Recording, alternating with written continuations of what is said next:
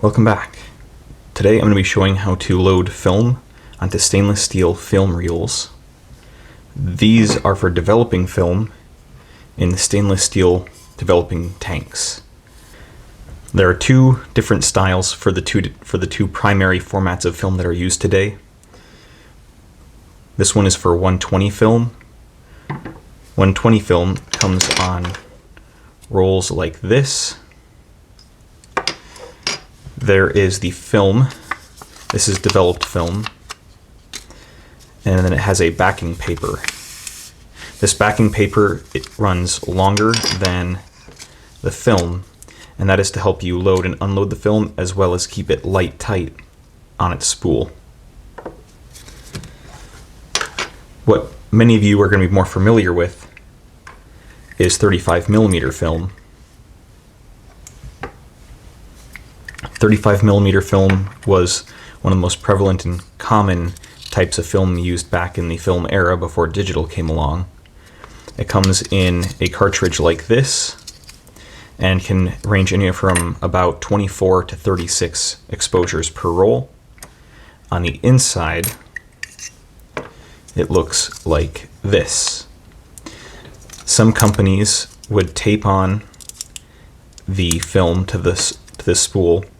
Other companies like Ilford will actually positively affix the film into the reel. And those are carried in these plastic containers. So if you're getting into developing and you haven't done this before, I highly recommend you get a roll of 35mm to practice on. This roll actually came out of a disposable camera that I disassembled. This one happened to come in a twin lens reflex camera that I purchased. So I figured, you know what? I didn't buy it. I don't know what's on it. I don't know how long it's been in there. I'm just going to use this as a practice roll. So let's start with 35mm. It's a little bit easier, and it's going to be the one that most of you would likely use. There are two different types of reels. Well, I shouldn't say just two. There are several different types. There are two that I have. There is this one, which is slightly higher quality, but I have no clue how to get the film on this one because there's nothing to positively affix the film in place.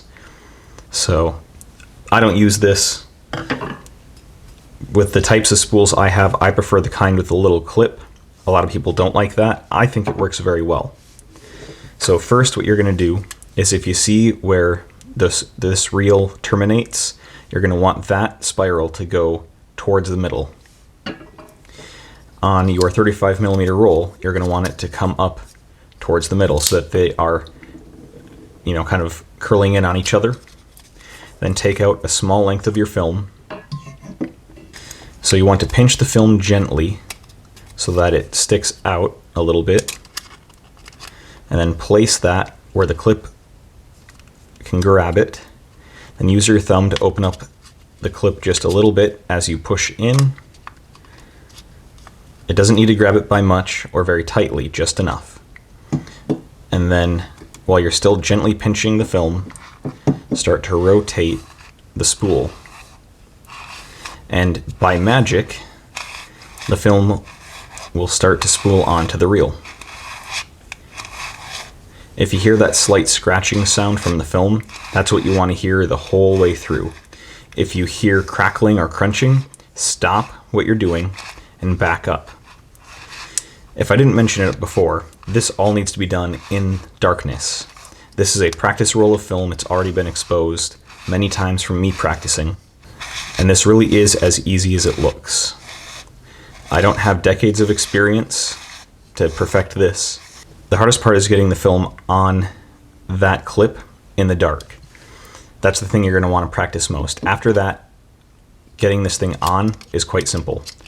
Once you get to the end of the roll, then you're going to want to cut this with a scissors and discard the rest of the reel. That's about how much you want to leave out. If you make this tail end too long, you're going to start cutting into your last frame or two, and you definitely don't want to lose that. Also, the leader, the start of the film, if you noticed, I didn't have it. Yeah, it's cut off. This will make it pretty much impossible for you to get this on the reel.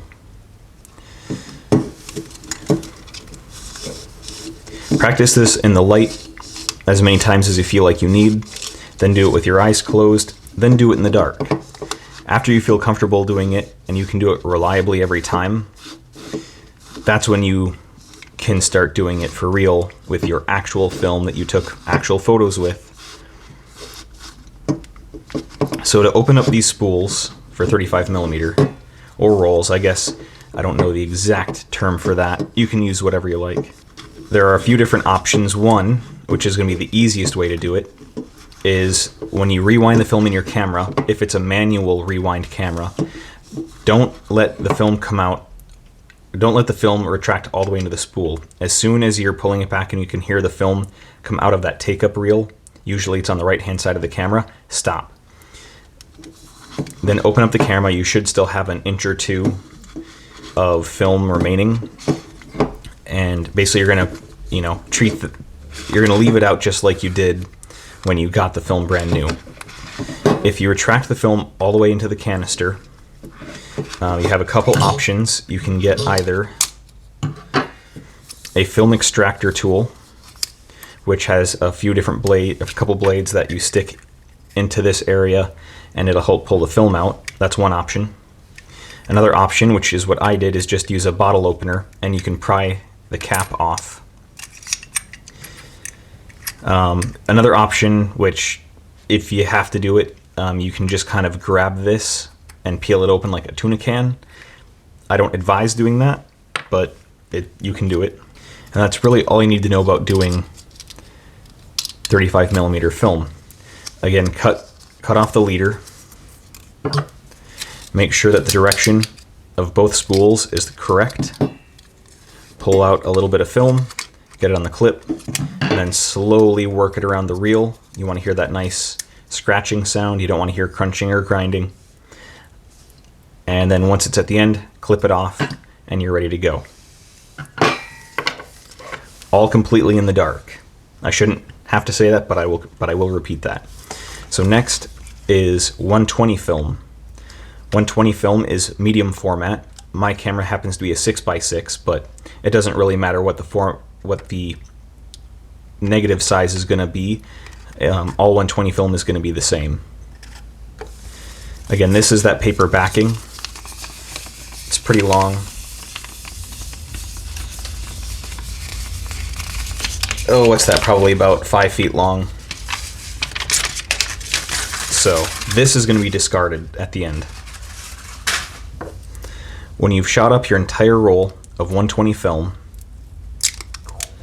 when you're ready to go develop it, again, you're going to be doing this completely in the dark.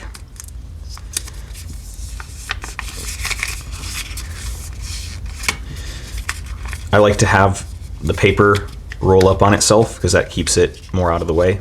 So here you can see the film. This is the backing side, this is the emulsion side. Again, you want this film to roll towards the middle. You want your 120 spool to roll towards the middle. You see where that is. So this is a lot trickier because there is less of this film is unexposed. This is about all you're going to have at the end. So imagine right at that point, you're going into where your actual photos are. So you have to be very careful with this.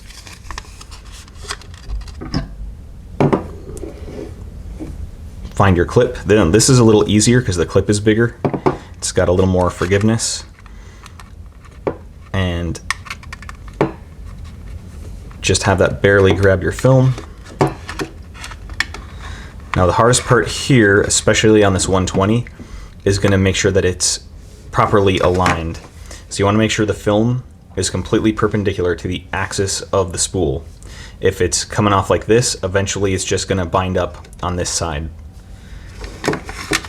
I have no suggestions on how to mitigate that other than just practice and trying to make sure it's nice and centered. If it's going on well, just keep going. If it feels like it's going to get hung up, stop and go back. This is a very trial and error sort of thing.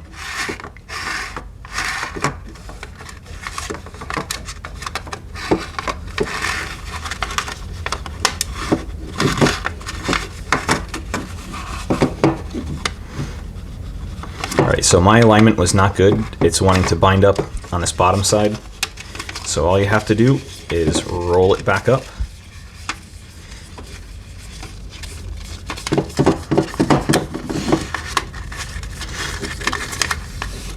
Even when you're in the dark, if you're in a changing bag or in a dark room, this can take a few, this still can take a few tries.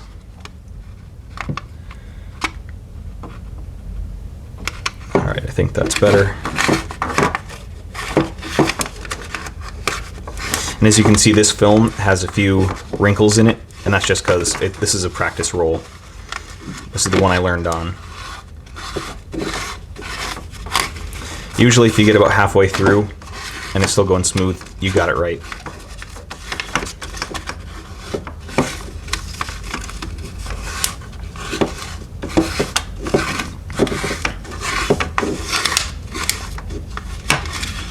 So hear that crinkling sound? That means the film is getting creases in it, which is not good.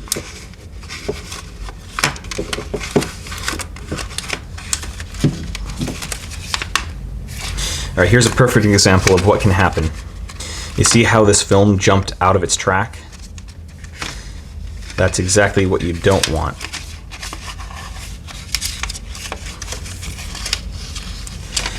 So when I'm doing 120, typically once I get towards the end, I actually switch to doing this left-handed.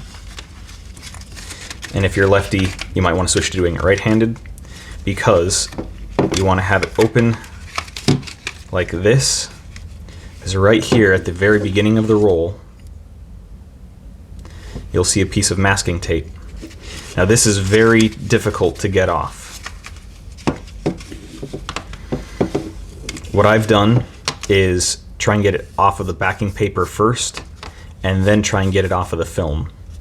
You could take your scissors and cut it right here, but you do risk cutting into your first frame, because there isn't much between this and your first frame, just like at the other end. So that you can kind of do what you want with.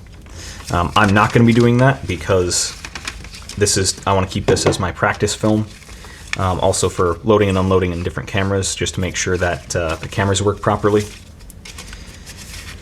So 120 film can be a little trickier than 35. A lot of that is just the handling. Instead of having that nice cartridge, you've got the film and the backing. The film is a lot wider. It has a lot less rigidity and support to it.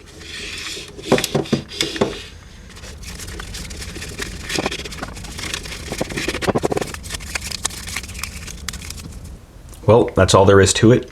It really is a pretty straightforward process. It takes a little bit of practice. I mean, you could probably have this down in an hour at most. And once you do, then you can go and start developing your own film. I'm going to be doing a little bit of a series on film photography, film development, scanning here in the near future. So be ready for that. And until next time, see ya.